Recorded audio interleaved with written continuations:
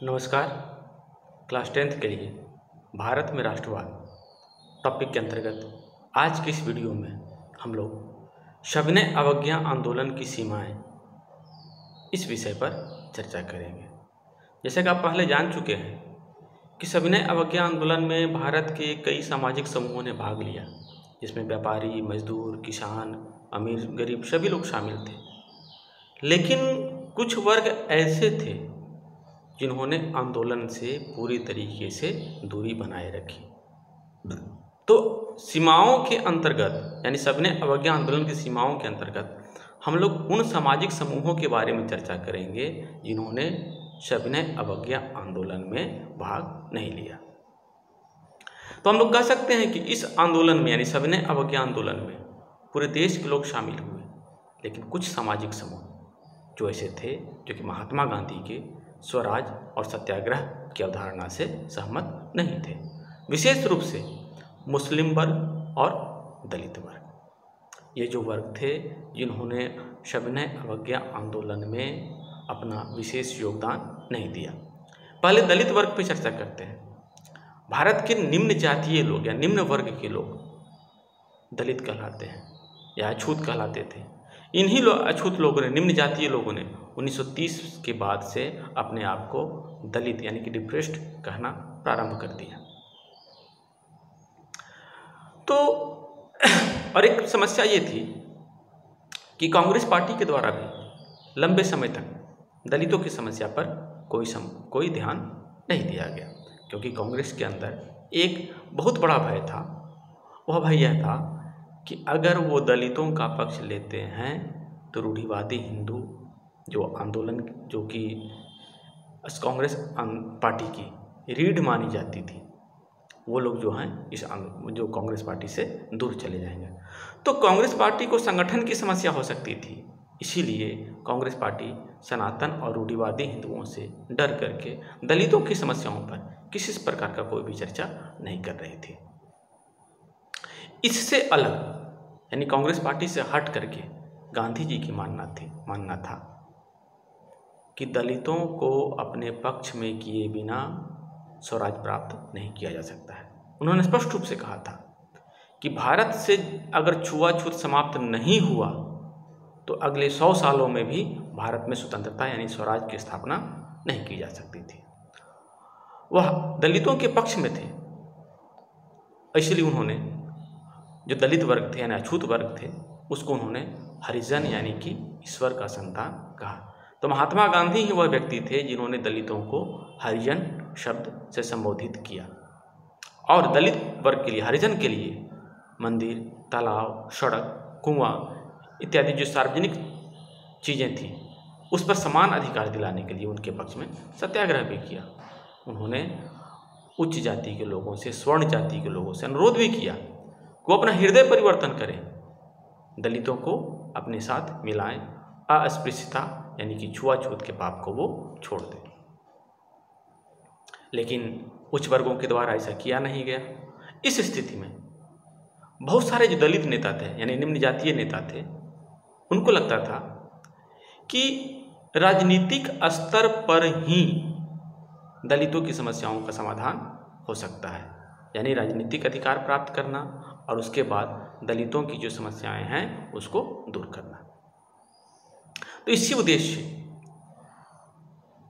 उन्होंने, दलित वर्ग ने अपने आप को संगठित करने लगे और इन्होंने ये कहा कि उनकी जो सामाजिक अपंगता है, अस्पृश्यता है, जो छुआछूत की भावना उनके साथ रखी जाती है, वह जो है राजनीतिक रूप से शक्तिशाली होने के बाद ही समाप्त हो सकती है।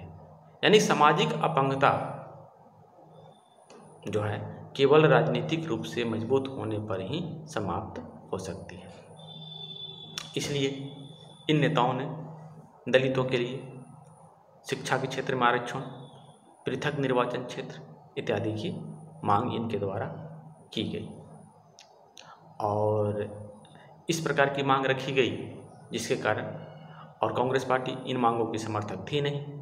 इस परिस्थिति में जो है दलित वर्ग ने सविनय अवज्ञा आंदोलन में नहीं के बराबर या फिर अत्यंत सीमित रूप में भाग लिया। जहाँ तक दलितों के राजनीतिक हित की बात की जाती है तो 1930 ईस्वी में महात्मा गांधी के द्वारा 1930 ईस्वी में दलितों की समस्याओं के समाधान करने के लिए डॉक्टर भीमराव अंबेडकर के द्वारा 1030 ईस्वी में दलित वर्ग एसोसिएशन की स्थापना की गई। ये एक राजनीतिक पार्टी थी, दलित वर्ग एसोसिएशन, जो दलितों की समस्याओं का समाधान चाहती थी।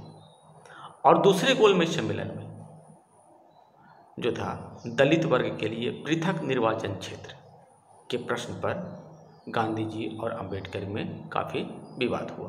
देखिए, ये जो पृथक निर्वाचन क्षेत्र था उसके तहत डॉक्टर अंबेडकर का मानना था कि एक ही निर्वाचन क्षेत्र में दलित के अलग से प्रतिनिधि होंगे और सामान्य वर्ग के अलग प्रतिनिधि होंगे, यानी कि एक ही निर्वाचन क्षेत्र में 2 उम्मीदवार होंगे, एक दलितों के और एक सामान्य जातियों के।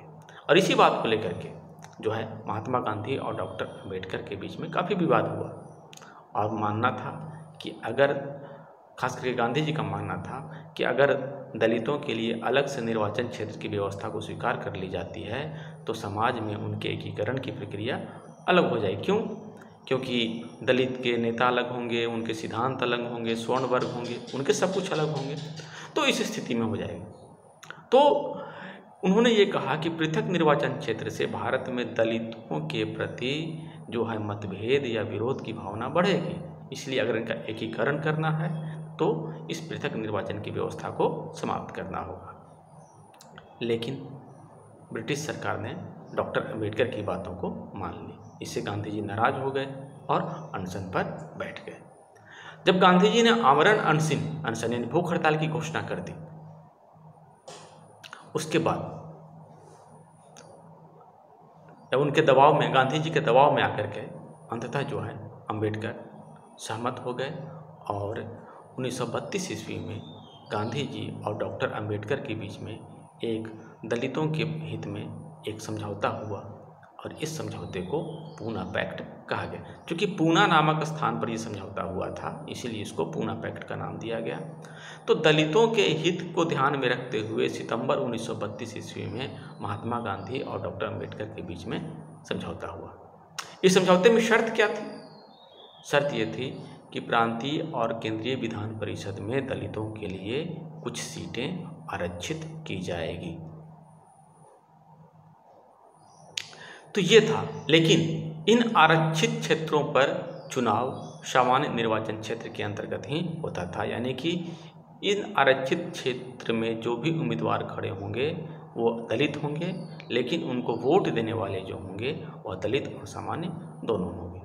तो ये एक दलित वर्ग की समस्याओं का समाधान करने का प्रयास पूना पैक्ट के माध्यम से किया गया।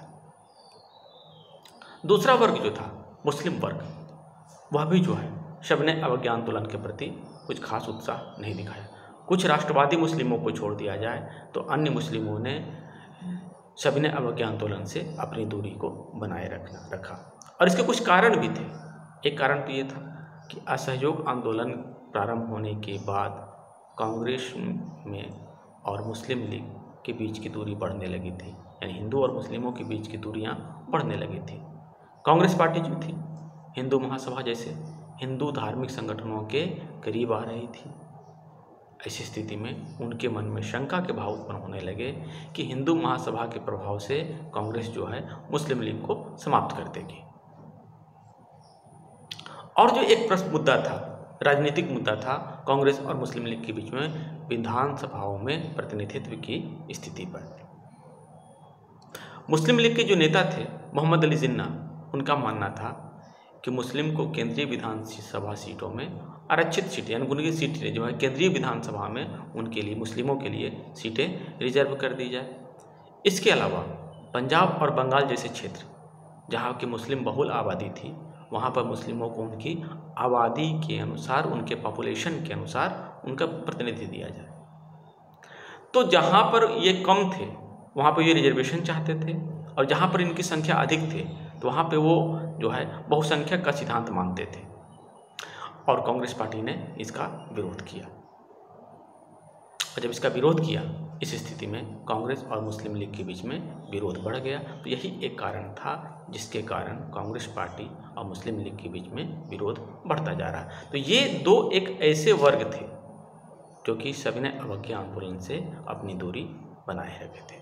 तो ये यहाँ पर एक प्रश्न बनता है कि मुस्लिम लीग और दलित वर्ग सविनय अवज्ञा आंदोलन में शामिल क्यों नहीं हुए अथवा आंदोलन से दूरी क्यों बनाए हुए थे। शेष टॉपिक जो है सामूहिक अपनेपन का भाव, इसकी चर्चा हम लोग अगले वीडियो में करेंगे।